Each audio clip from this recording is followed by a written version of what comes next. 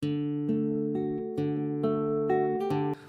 I want to tell you exactly how I got to write this book, and you'll get a sense of why it's important.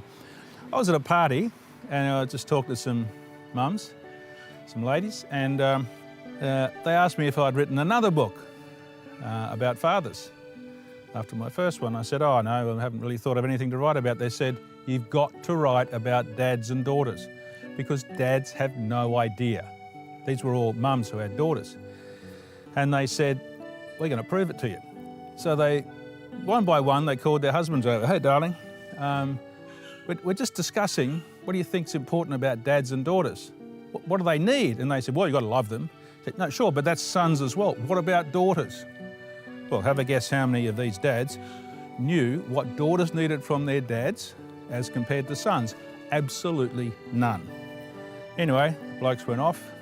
The lady said, you've got to write a book about daughters and their dads, because that relationship's important and it affects the girl for the whole of her life. So I wrote a book. Then on the front here, it says who the book's for. Well, obviously it's for fathers of daughters. It's also for adult daughters, so they can understand their own childhood, and that's been quite a hot topic for adult women, reading the book and sitting around having coffee and understanding how their father affected them. We'll come to that. It's written for husbands. They said to me, these blokes don't understand us and the impact of our dads on us. We bring that into our marriages. So I wrote this also for husbands. If you don't understand the relationship your partner had with her dad, you're never going to understand it.